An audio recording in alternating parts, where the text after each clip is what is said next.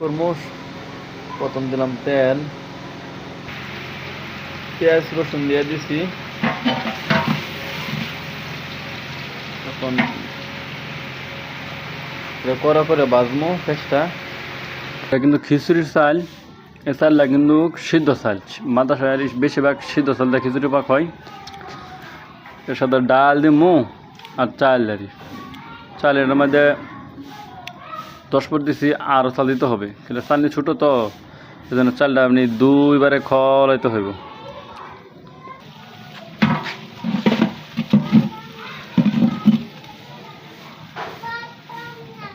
এখানে হচ্ছে আদা বাটা, এখানে খাল, কয়টা লং, কয়টা তেজপাতা, আর কোনো মশলা নাই, এতটুকুই।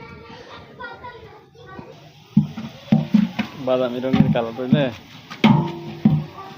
পরে দিয়ে দিব আদা, দিয়ে দিব।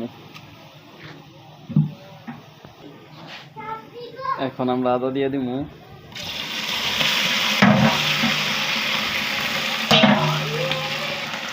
এখানে আদা দিয়ে দিলাম, এখন লাড়া দিব, পরে পানি মশলা দিব। এখন মশলা আদাটা একটু তেলের মধ্যে বাজবো অল্প, বাজলে আদার গন্ধটা আর থাকবে না। আর বা এখন কষালে মেলা কোনো একটু পানি দেই, দিলাম হলুদ, দিলাম মরিচ, এটা সসের গুঁড়া, এটা বেশি জিরার গুঁড়া, লবণ, কয়টা লং, তেজপাতা, দারচিনি।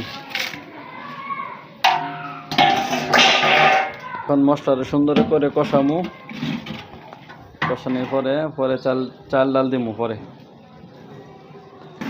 আমরা মশলাটা যত বেশি কষামু তত এত বেশি খিচুড়িটা মজা হইব। মশলাটা সুন্দর করে কষায় নিয়ে হেরিয়া পরে চাল ডাল দিমু। আর মশলা কষানো হয়ে গেছে, এখন চালটা দিয়ে দিমু। চালটা দিয়ে দিলাম, চালটা দিমু, ডাল আর চালটা দিলাম। আমরা ডাল চাল দেওয়া শেষ, এখন তো খিচুড়ি পানি দিব। এখন পানি দিয়ে দিলাম, আলতে ডেকে দিব। চাল ডাল দেওয়া শেষ, শুধু চাল ডাল দিয়ে খিচুড়ি পাকবে আজকে, আর অন্য কিছু না। ঠিক আছে, মাশাআল্লাহ, আর অল্প একটু সময় বাকি আছে, তো হয়ে যাবো। হলে ডেকে দিব।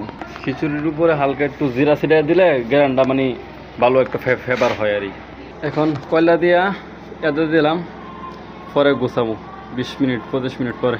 মাশাআল্লাহ, খিচুড়ি হয়ে গেল আমাদের। খিচুড়ির কালারটা দেখেন।